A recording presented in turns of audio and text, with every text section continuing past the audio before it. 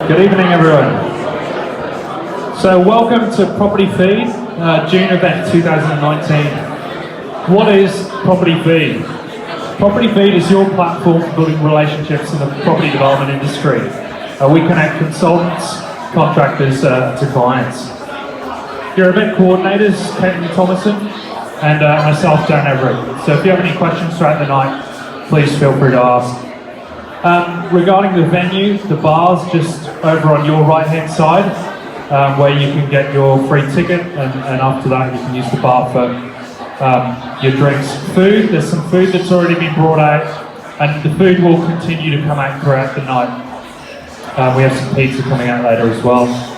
Regarding toilets, they are past the bar. You have to go outside to the left and down the stairs, and then down the left there. So any issues with finding the toilets, ask the Barbuccino staff. So thank you to our annual sponsors, which is a company I run called Everett Property Development Management. We're South East Queensland trusted development management consultancy. We work throughout residential, commercial, subdivision and education developments. But the biggest thank you tonight is to our event sponsor, which is Urbis. Urbis is a market-leading firm with the goal of shaping the cities and communities of Australia for a better future. Drawing together a network of the brightest minds, Urbis consists of practice experts working collaboratively to deliver fresh thinking and independent advice and guidance, all backed up by real evidence-based solutions. Working across the areas of planning, design, policy, heritage, valuations, transactions, economics and research. The expert team at Urbis connect their clients to the public and private sectors to a better outcome every time. So thank you, Urbis. There's a few people in the room from Urbis tonight, and Paul Riga is one of our panel speakers from Urbis tonight. So the event topic, what are we here to talk about? The future of residential development, specifically Brisbane, and we'll also touch on South East Queensland. So in a panel discussion forum, we bring together a hand-picked panel to provide their insights on the future of development in Brisbane. Our panel speakers will share insights on market trends and demands, residential valuations, off-the-plan sales, and much more. So introducing first is Paul Riga. Paul Riga is Market Analyst and Director at Urbis. Thank you for joining us, Paul. Paul is an expert on the Brisbane property market. He joined Urbis in 2010 after a career in management and strategy consulting. Paul's astute economic research and analysis helps his clients better understand their markets, ensuring every project they deliver meets their customers' needs. He is a respected commentator on the Brisbane property market and is often invited to speak at industry events.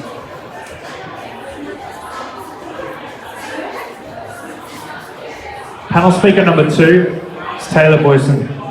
Thanks for joining us, Taylor. Taylor is the Head of Development at Mosaic Property Group. Taylor is responsible for overseeing the management and delivery of Mosaic Property Group's developments. Mosaic Property Group is regarded as one of Queensland's most awarded and respected residential property developers. They take a holistic approach to controlling every individual aspect, from site acquisition, research and acquisition, all the way through to design, construction and management rights. Thanks, Taylor. Thanks, Dan. Panel speaker number 3 is Gavin, Hulcombe, Residential Valuer and Managing Director of Brisbane for Herron, Todd.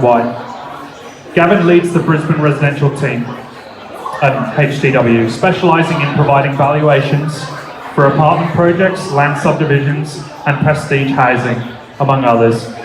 With Gavin's prior expertise from early training as a valuer with Queensland Government to transforming to HTW in 1994 and progressing to National Board Director, we are sure Gavin will have some great insights from a valuer's perspective on the future of Brisbane residential development. After the panel discussion, we will draw a lucky door prize and have a group photo. So every year, tens of thousands of residential developments are delivered in Queensland. Core housing options include homes, townhouses and apartments. In South East Queensland, we have witnessed vast changes over the last few years. On the product offered to the market, the absorption of the product, and buyer demographic. This, coupled with high land sell price and finance issues for both developers and purchasers, has significantly impacted our property market. We have witnessed apartment developers diversify into land subdivisions and townhouse developments. We've witnessed builder developers creating contracting arms and building out to other developers for cash flow. And also Brisbane developers essentially crossing Brisbane off the list in some cases and focusing more so on Gold Coast. So we are grateful to have our panel speakers here today to share insight on the future of residential development for South East Queensland. So I'll start with question one, and question one's to Paul Riga. Urbis recently came out with the Brisbane Apartment Essentials quarterly report. Paul, can you share some insights on your key findings from this? Sure, thanks Dan. For those who aren't aware, the Apartment Essentials report that we put out is essentially research that looks at off-the-plan transactions in the inner Brisbane market. And it's been a really telling, benchmark to see, because we've been running this for the past 7 years. And what it has shown is, the trends and the ups and downs that the inner Brisbane apartment market has been through over that period. In the most recent quarter, which was quarter 1, 2019, we registered 122 sales. Now, to give you a bit of context as to how that looks comparatively, back in the peak quarter of transactions, which was circa 2015, in the middle of 2015, we saw around 2,500 sales in the same quarter. So significantly down from our peak. So you could say that, as far as the off-the-plan market is going, it's still bumping along the bottom to that extent. And a lot of that was driven by, the supply side.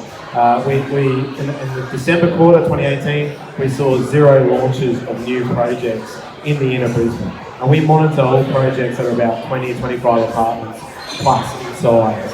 So there was absolutely no supply entering the market in that period. In the most recent quarter that we're talking about, there was one new project enter, and I'll probably talk about that a bit later. But that was the one project coming in, circa 50 to 60 apartments launched into the market. So really the last, quarter has been about absorbing the product that's still on the market, and still selling down. And for projects that are in pre-sales, to try and achieve a few more of those pre-sales. So it's been a relatively slow market from that perspective.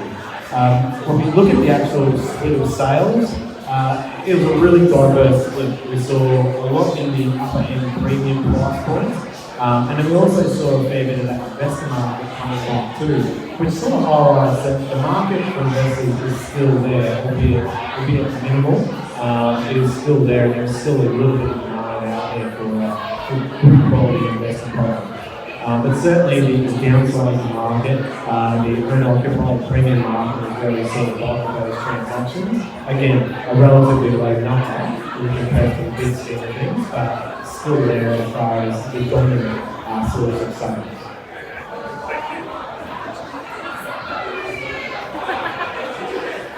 Hello. So thank you, Paul. Thank you for sharing on that. So question 2, and sorry, can everyone hear? We've just asked to have the PA turned up a bit.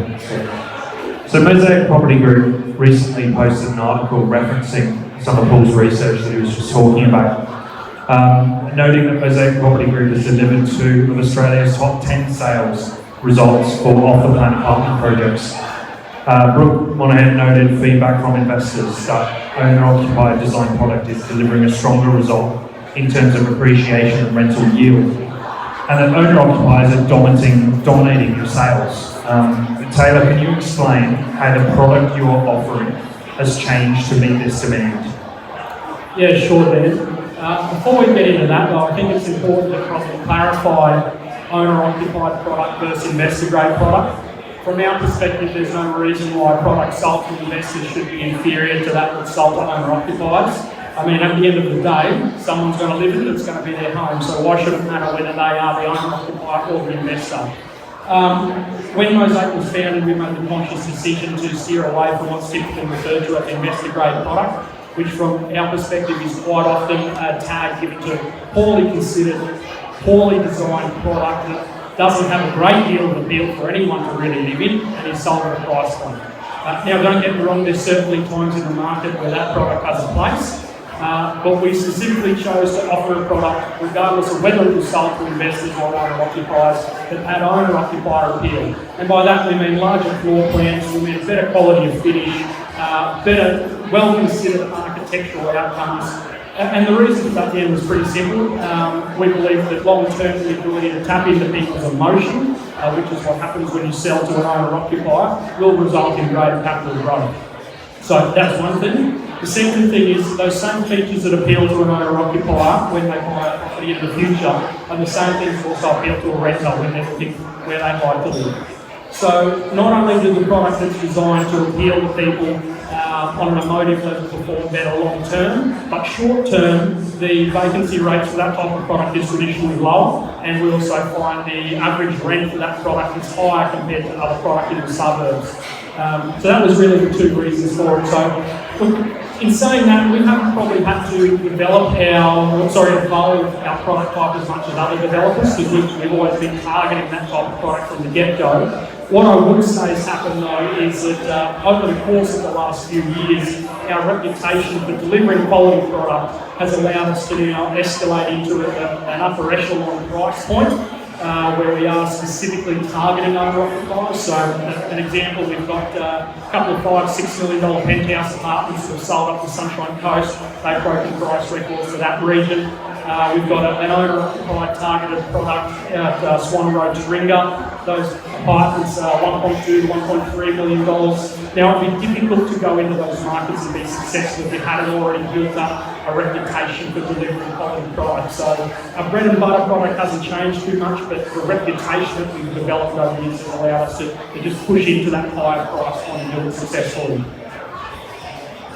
Thank you very much, Taylor. That's good insight. I can see Mosaic seems really diversified. Like if the market changed and investor demand picked up, you're already meeting both markets. So, Gavin, I'd like to ask you a question.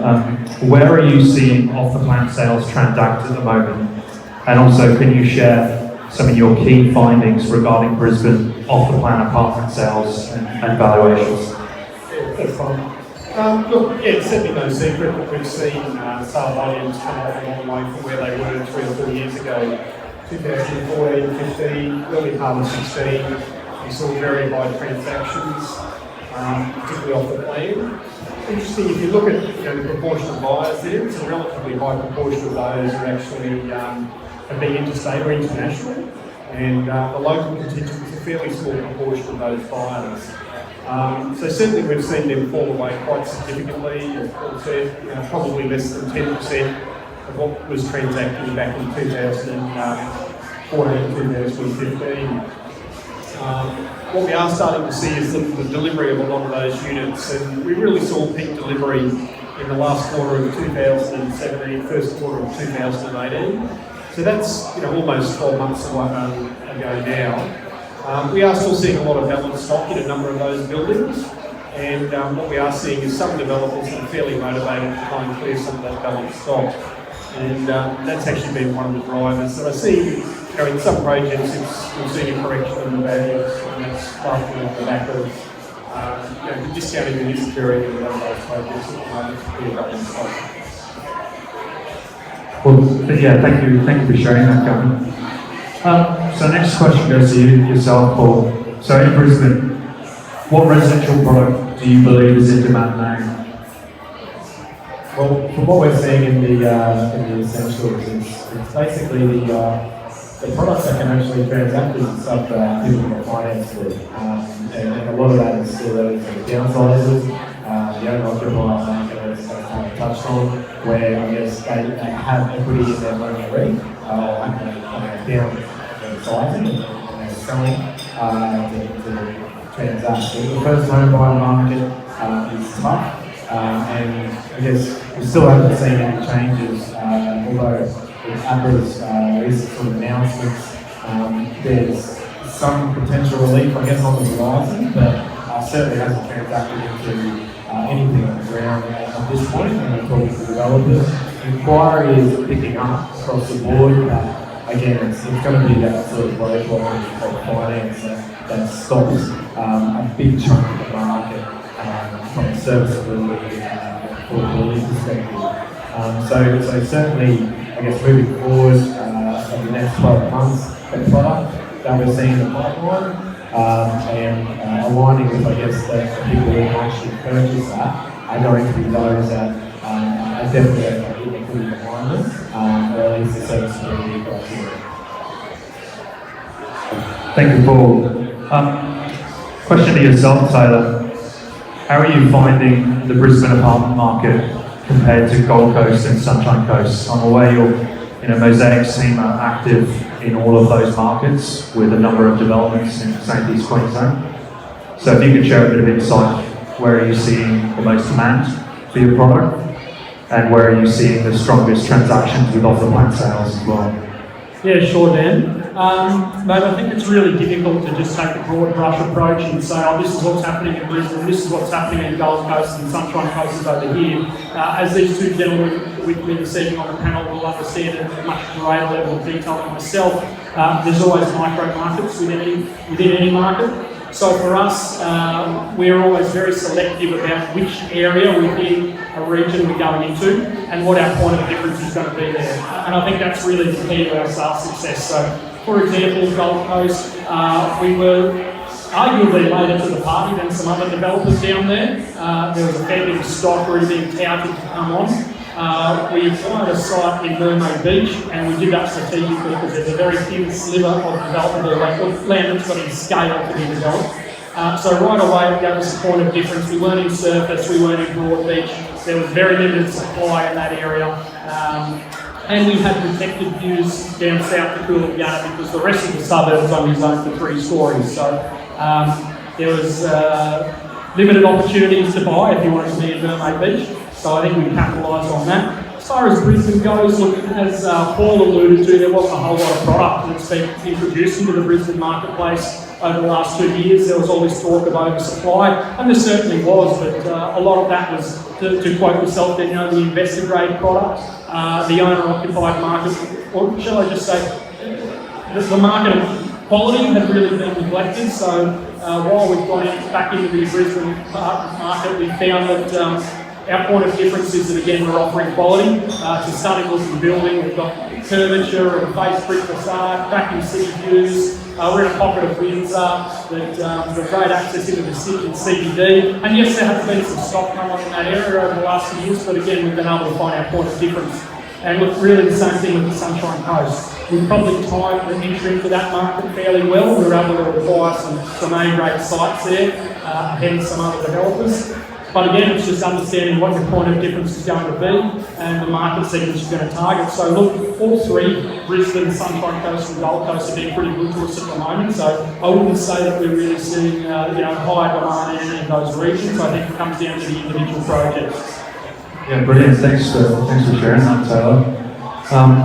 Gavin, I've got a question for yourself. There's a few first-time, second, third-time developers in the room, amongst some very experienced developers as well. What are some key items you look for when developers are presenting you with requests for valuations as if complete? So we're at maybe a DA phase. What are some of the key things you're looking for? What are some pointers you can give to developers? Yeah, look, I think the thing sort of probably started with it already is that it's really knowing your market at the end of the day. If you are targeting the investor market, it's important that you actually know what the investor wants. Equally, if you're targeting the occupier market, it's important that you know what the other occupier wants. I think probably one of the worst things you can do is get caught somewhere in between, or to sort of try and trigger some sort of investment and call it an owner-occupied unit. And the reality is the owner-occupied market is pretty discerning. They really know what they want.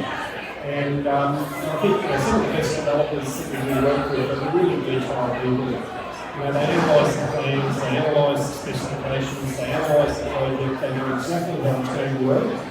And I think that's probably what differentiates the really successful projects from the ones that struggle, because it's really about the developer being able to picture what's going to be there at the end of the day and make sure it meets the target market. Because certainly the way that each of the projects in Brisbane have performed over the last couple of years has been very pronounced. We've seen very poorly built, poorly finished investor units. A lot of those have experienced 30 and 35% reduction in resale. The other end of the spectrum, some of the really good quality projects that really hit their target market are actually increasing on resale in that same period. So it really just demonstrates the difference between good projects, good locations, good finish, good well-presented projects that meet their market, as opposed to something that's pretty cheap and nasty, doesn't really hit the market, and as Todd was saying, ultimately, there are still investors that are going to live with some of the issues in that segment. The days of building a 65 square metre, 2-bedroom, 2-bathroom unit and saying it'll lose, investors move in and keep moving, and it really just flows right through to the market. So, the tenants don't want to be there, they struggle rent-wise, and then that flows through to resale. And it's a pretty common story across people, which is that differentiation. So I guess if we're looking at a project, we're really interested in where it's going to fit within the niche market. Okay. Thank you, Gavin. What's really resonating is the quality of the product, no matter what location, the actor, the developer or the builder is delivering a product that is rentable, sellable, and that's sort of what I'm really picking up here. We'll ask one more question to the panel, or I will, and then I'm going to just open it up and take a few questions from the room. So have a think. I'll invite you forward to ask a question to either Gavin, Taylor or Paul. But before we do that, and the audience is thinking about those questions, if we have a think about, bear aside delivering the right product and delivering a quality product, about the location. So for a developer, we want to do an apartment, keeping in the theme of the future of residential apartments. What sort of, and specifically Taylor, share some insights on maybe suburbs and maybe why suburbs, and Paul, from your research point of view, what suburbs and areas are saying yes for you in terms of apartment developments. So I'll open that up, whoever wants to take it to start with. It's a very good question. I guess when we're looking at the next sort of phase, some of the sort of areas that we tend to look at, like I said, the theme of quality and understanding what product you're putting out there is coming through very important. I guess ultimate impact to your development. But when we're looking at those gaps in the market, I think where we sort of see, say, SEQ forming is around the core areas. And you mentioned Sunshine Coast, Gold Coast, Brisbane as key precincts. And they're going to continue, but as Taylor sort of noted, they're very different. There's different markets within each. So as far as where a developer should be trying to inspire, it's a bit of a mix between, I think, what Gavin and Todd were saying. It's basically understanding what product you're trying to put out there, and it's assessing every market for itself and making sure that you're aligning the location, precinct to the development correctly. And some of those markets, we talk about an owner-occupied market, but some of those markets, they can vary. There's owner-occupieds out in every different market. It doesn't necessarily have to be premium or poor locations. I think one of the areas that we haven't touched on enough in Brisbane in particular in the past, say, 12 to 18 months, is that sort of owner-occupied market that's under, say, $1 million. We're looking at the new centres in South Brisbane, product out there, which is normally the sub-penthouse and penthouse product. But the bulk of buyers in the Brisbane LGA, the bulk of homeowners, I should say, in the Brisbane LGA that are actually downsizing, don't have houses that are worth $1 million plus. They're in the middle to Adelaide suburbs. So I guess understanding that, knowing that there's a big potential owner-occupied market moving forward that needs an option. And are we catering to that option? Is the supply there? Location, say, Windsor, where Sayer is, that's an area that has a pretty big catchment of potential owner-occupiers. But traditionally, we haven't seen products delivered to that market that would be, I guess, infinite owner-occupied. So I think there is definitely a market across each of those areas. It's just making sure that you're aligning the location for development and making sure development profile suits ultimately the end goal. Thanks, Paul. Did you want to add anything, Gavin or Taylor? Open platform and talk about that. I actually think Paul summed that up exceptionally well, so I have a little more contribution, but I guess look, we're fairly bullish still on South East Queensland market in general.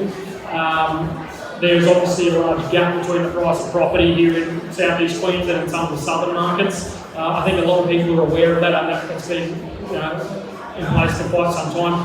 Where we gaining more confidence from is the amount of infrastructure money being spent here in South East Queensland. And you have to take a look at projects such as Queen's Wharf, for example, to see that they're going to be game changers for South East Queensland, and they're going to create a massive amount of jobs and property investment, whether it be from investors or owner-occupiers, often tends to follow job creation. So for that reason, we're still particularly bullish on the South East Queensland market. And then as far as where you should be targeting, I think it's really more if you can find a point of difference to separate yourself from the crowd.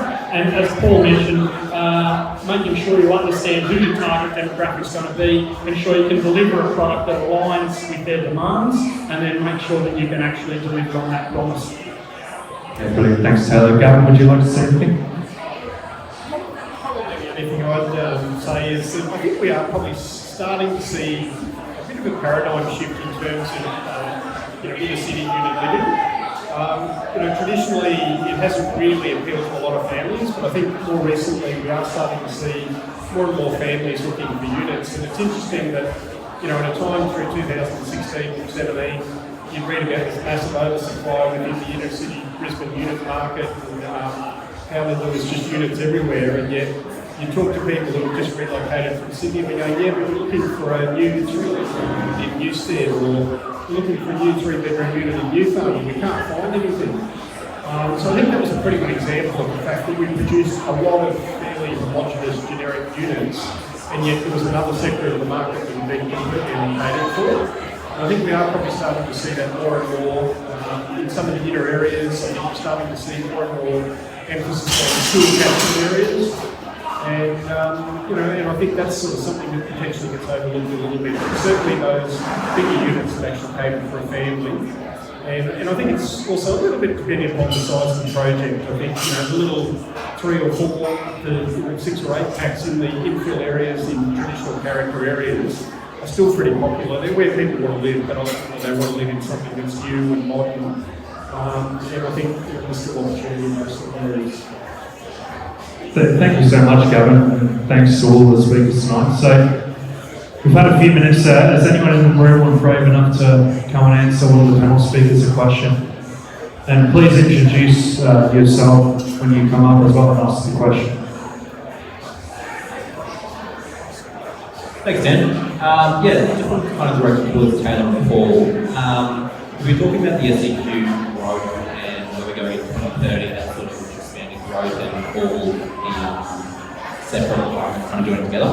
We've touched on owner-occupier and that sort of growth.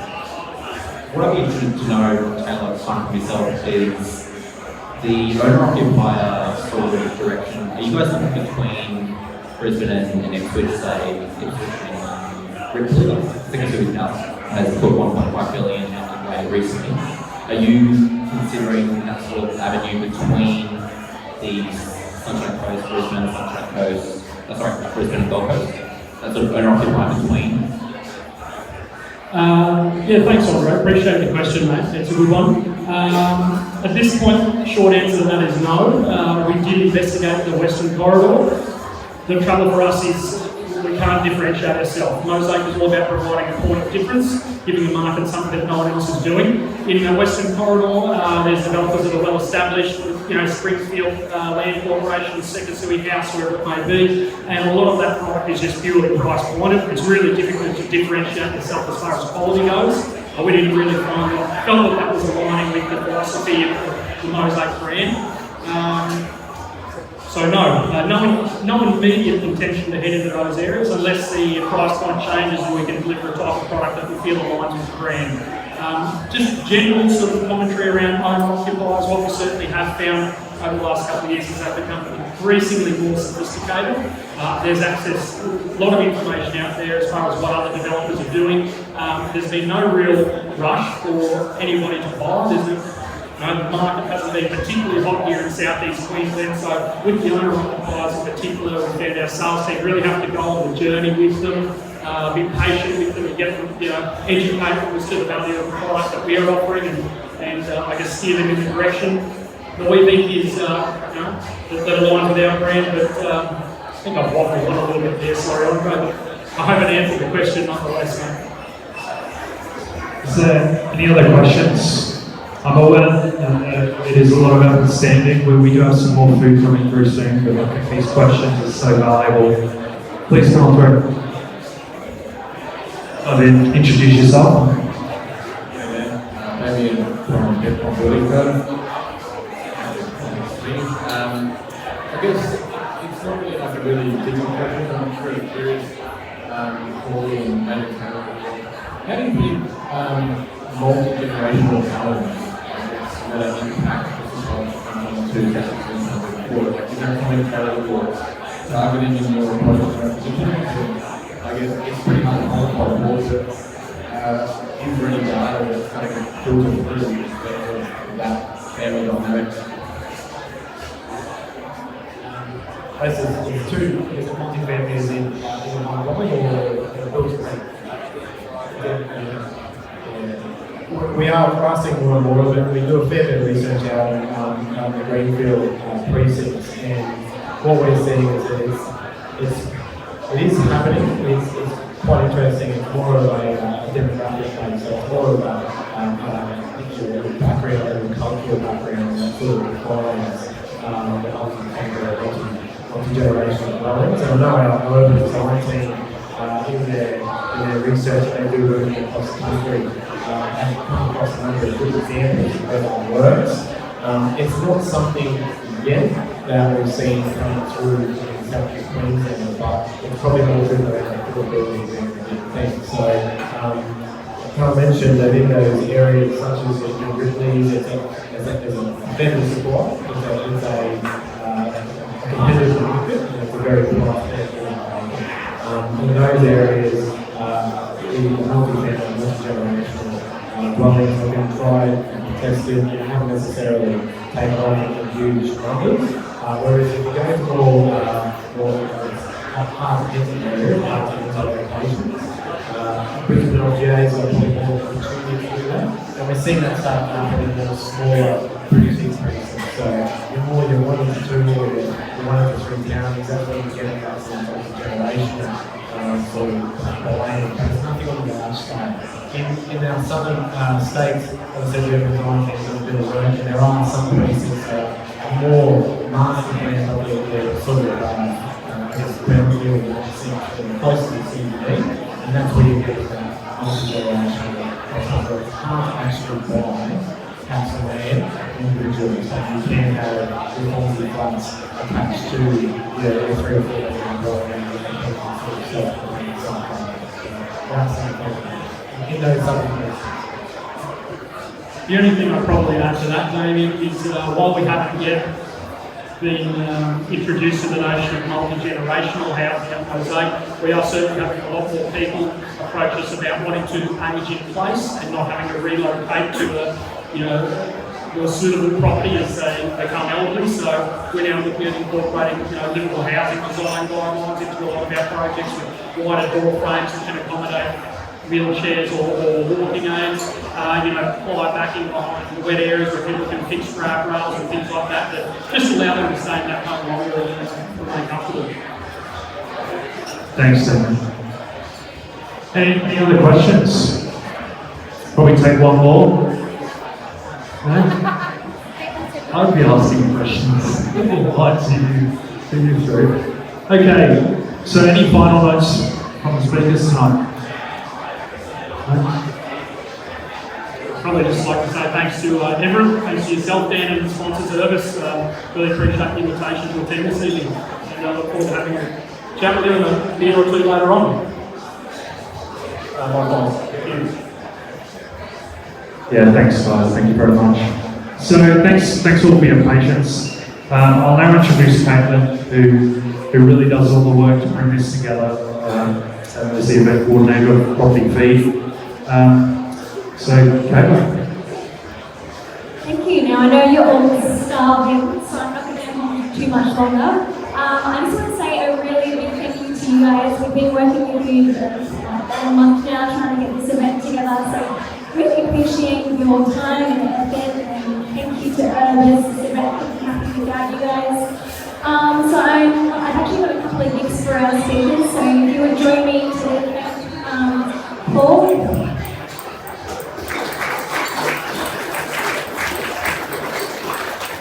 Booysen from Mosaic Company.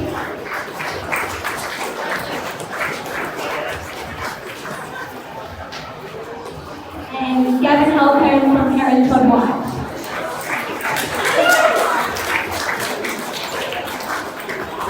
Okay, now for the big one. Lucky draw prize. We'd like to draw it.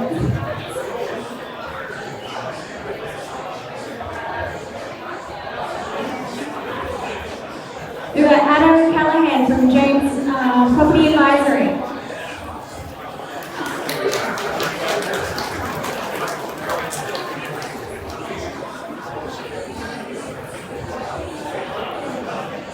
Alright, that's a wrap. We've got some more food coming out, so dig in.